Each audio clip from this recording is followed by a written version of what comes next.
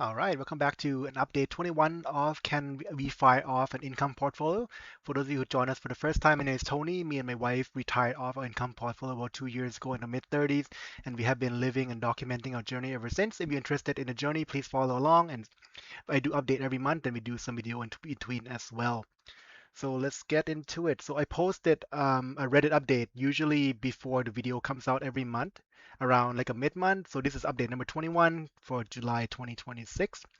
For those of you who never follow update before, so basically back when I was wanted to retire our income portfolio, I couldn't find a lot of details about people who have done it and then give like information documenting the journey. A lot of them seems to be in the accumulation phase, so I wanted something that would reassure me that I'm on the right path. So when I decided to put a trigger, I thought that I would be that data point and decided to document journey for myself in case someone else interested in a journey as well. So at the time of recording, our portfolio is sitting at 1.222. We have dropped more since then, unfortunately. Let's go to our spreadsheet over here. So yeah, so we have dropped down to 1171 because the market has been kind of tanking since the mid-month. Um, a lot of memory names are down quite a bit. Actually, our margin account is usually the most volatile part of the portfolio. Um, actually, everything's kind of doing well. Reddit is doing well. Amazon is kind of flat. The only downside is we are heavy in the Oracle option leaps, and then if you know that if you follow Oracle, you know that it's been tanking nonstop. But I feel like the multiples are quite cheap. It's not a kind of video, so I'm not going to go into my rationale behind it. But I thought that was a good opportunity. So far hasn't worked out, so we are down quite a bit in Oracle. Without this one, we're probably going to be doing much better. But that's part of taking risks, right? Sometimes pay off, sometimes you gotta take the blunt end of things as well. So that is update on margin portfolio. We haven't really done too much since then because I don't want to dip into margin too much because we're also carrying quite a bit of Oracle position. I don't want to get forced to liquidate or anything like that. So we kind of keep the margin kind of healthy at the moment.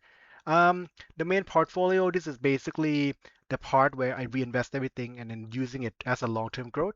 So everything that I get from here, all the distributions are being reinvested back into VFV and SWT for long-term growth.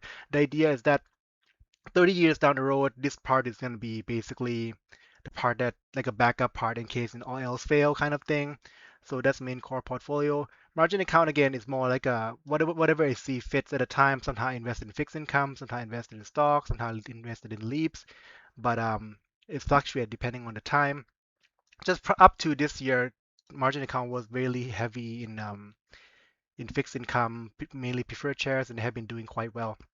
Honestly, if I stick with the preferred shares, margin account would probably doing much better than right now, but it is what it is. It is what it is, and it happens. The large part is the living expense. This is a part where I draw everything out to live. Basically, every distribution I get from here is being drawn out to basically to the cash position, and then I spend off the cash position. I document everything pretty detailed. I'll show you that later. Um, on a side note, I also sell some options on the side on using the living expense portion of the portfolio as a margin secured. In June, we have net about 2705. Usually I reinvest this portion, but for this month, I actually withdraw out and put it in cash to try to pad out our emergency fund quite a bit. So in June, we made about 2705 net. This is all realized in the based on living expense portion. So this month, withdrawals is basically this 47.45 plus the 27.05. So we do have a little bit heavier withdrawal than usual. All right. So next part is the VFV test portfolio. So basically what I do is I do my main portfolio and I check out the withdrawal and I match the withdrawal across all the portfolio as well. So basically the idea is to try to see that if at the time of retirement, if I were to go with the traditional VFV portfolio, XEQT portfolio, HYLD, QQC portfolio, how would it have performed? Would I have be better off if I just sell share using VFV, if I just do all fully XEQT? How would it look like? And just want to clarify that I don't have five portfolios with $5 million. No, I only have the main portfolio. The rest are mainly just hypothetical for the experimental reason. So VFV, um, it's actually the worst performing right now among all the portfolio over here. Again, if you follow the series, you probably know that in the very beginning, I actually expect VFV to be one of the leading. I expect HYLD and my portfolio to be kind of like doing worse because we kind of spec into income, and then by design, it does cap the upside a little bit. But VFV so far hasn't been doing as well as we had hoped. It's actually the worst performing one right now at sitting at 1.115. But even though I say that it's performing the worst, it's actually still doing quite well, right? Initially, when I first start tracking, we starting at about 871 and we tracked. And then I think when I start doing the test portfolio, we starting at 932 and we match the number across our portfolio and do the same withdrawal over time. So VFV still grew quite a bit from that point. We started about 2.5 years ago, by the way, so it still grow quite nicely. And I can see here I track all the withdrawal since the beginning. I know I collapsed this part in because it's getting the data is getting kind of long now. So we started tracking seriously back in November 2024, and then now it's July 2026. But we did retire a little bit before then, but never thought to like fully tracking it. And you can see this month since we withdraw about 7,000, the shares sold is a little bit more than usual. And since inception, we have sold about 457 shares total. Okay, let's go back. Let's go to XEQT. XEQT, it's definitely the least volatile and the most consistent performer out of all the bunch. It didn't have like a crazy explosive growth, but it also didn't have a crazy explosive drawdown either. During the Liberation Day, it's actually dipped the least. You can see like our main portfolio, it actually dipped down to 732. VFV dipped quite a bit as well, but HYLD and QQC definitely dip a lot harder. So XQT is sitting at 1184. Again, XQT is a bit tricky because they pay quarterly and then the amount fluctuates. So I basically have to do this manually. And the latest month we have purchased back 23 shares because the distribution we got from XQT actually more than amount that we had to take out. And see, I try to be as detailed as possible in terms of what comes in and what goes out. So far, XQT is doing well, kind of in the middle of the pack at the moment. Excuse me. Okay, next let's go to HYLD.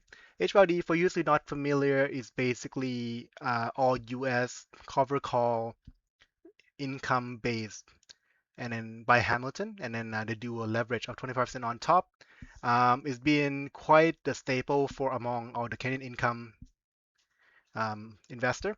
I don't actually have this one personally, but I think it's not bad. Like on, originally I assumed that this would do the worst. I did buy some back in inception. I sold them. I sold out of them because I think that they weren't like the fee was too high and all these things. But since then they have improved a lot. They got more vertically integrated and then save a lot on fees and the performance has been better since then.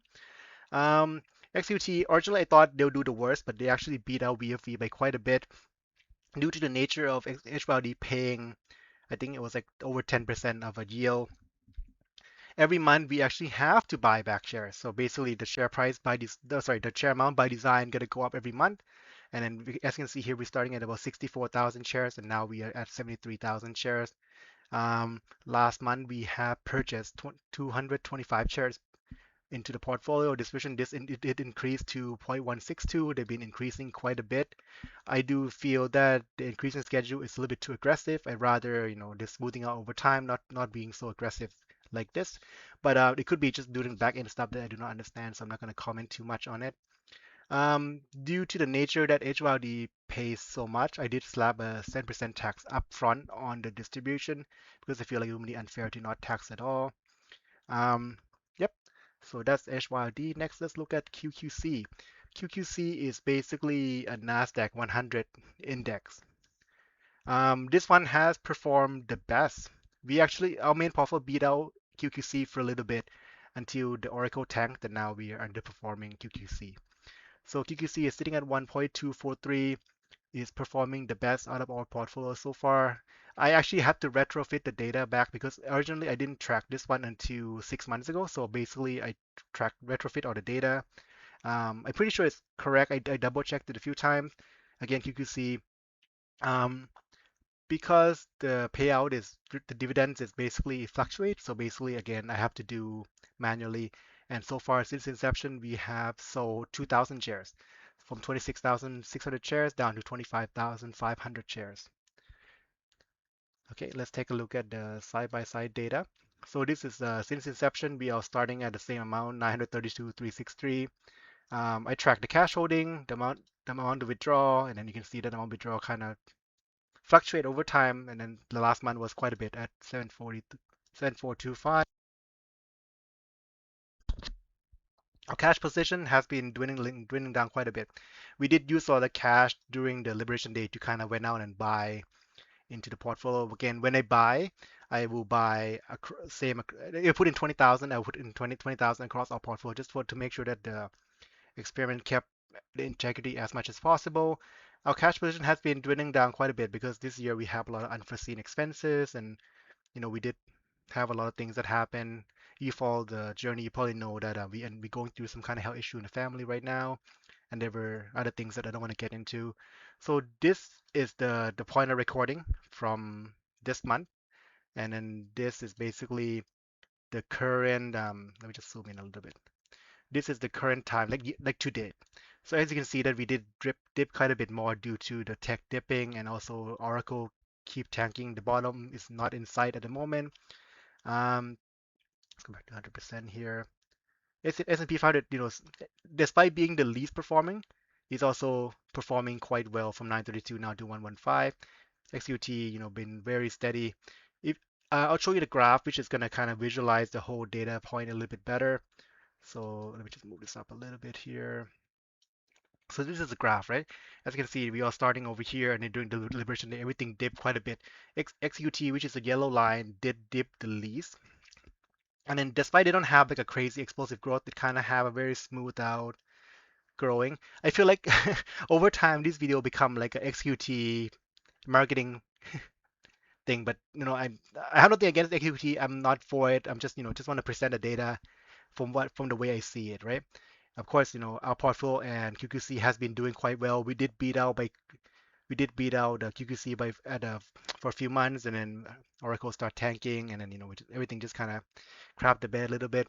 So right now we are in the middle of the pack. We just lost out to XEQT in the recent time. We'll see how the tech goes. So basically, if we right now we have a lot of the Iran wars are kind of picking back up. The memory names and some tech names are basically looking a little bit shaky. Apple suing OpenAIs and all these things. So because my main portfolio are so heavily invested in tech, same with QQC. So we're gonna see a lot of more volatility moving forward. Okay, and also this is the part that the total amount withdrawal since the starting. So we have withdrawn 96,000 total since the beginning, since we start tracking. And then so far our portfolios is still growing along quite nicely. Again, we didn't have like a crazy withdrawing amount per month, like over 10%. We try to keep it like 4 to 8%. But again, this amount can fluctuate over time. Idea is that over time we can be able to visualize the data a bit better, see how it goes, and then and then maybe our main portfolio might not perform the best, but at least it will be a data point that you can use to decide for yourself what best for you. Again, this is not financial advice, it's just basically what I'm doing, and I thought I would share. Okay, so the main part here, so basically this is like a visualized data from month to month. Since month over month we did down 1.156, but again, this is only from the recorded data to recorded data, not to date over here, okay? So we are underperforming the benchmark, which is VFV and then QQC by quite a bit. Year to date, we up 10%, kind of similar to VFV, but also lag behind QQC by quite a bit. In 2025, we did perform quite well and outperform VFV. We had 16.63, and with the withdrawal, it's about 21%. This year, it's only halfway through, so it's remain to be seen how it's going to go. A 2026 goal. I've been kind of lazy, and with all the health problem, I'm kind of coughing, so and kind of recovering right now. So we haven't been moving along this part too much. Been really lazy on reading a book. Duolingo, I'm still doing daily, thankfully, but window is not too long, so I'm not gonna go too much into it. Emergency fund is still a long way to go. I'm trying to slowly pad it up, so hopefully I will get to this goal by mid 2027. I think that's kind of my projection right now to get emergency fund back up and running. eBay listing, I have so much crap, from back when I work, so I try to slowly offload them out. Sorry about that. Okay, so that's all the data. Life stuff, nothing much. The past month has been, my whole family's sick, right? I'm coughing, my wife coughing, my mom has been going through a lot of cancer recovery, and then so far the result hasn't been good. Like I'll be honest, the result hasn't been good. So we've been try everything we can. we are doing some extra treatment that, despite being low chances, we just wanted to try anyways and just want to give her the best chance we can into fighting this. Um, the doctors say that a lot of them are prolonged, but we haven't lost faith yet, and we know that despite the odds being not on our side, I think it's possible. So we can do our best and give her the best fighting chance we can. Hopefully, one day she'll be back to be able to travel and get to enjoy her life a little bit. If you never watched my video before, my mom basically is a hardworking. She basically work every day, never take a break, barely call in sick unless you really have to. And she was supposed to retire last year, and then she was hit with cancer, so now she can't retire and I have to go to all the treatment. So she never get to enjoy the traditional retirement that she worked so hard to achieve. I'm not trying to get like a pity party or anything. Just want to let you know that life is all about balance. So you should really find your own balance as well. Never just work, work, work, and just have to find time to spend with your family, time to spend for yourself, enjoy life as you go on. And yeah, I'll close with that. Thank you for watching. Hopefully you enjoyed the video. If you like, please enjoy, subscribe, comment. I would love to hear your comment. I answer all of them. So if you're here, thank you so much. I'll see you next time.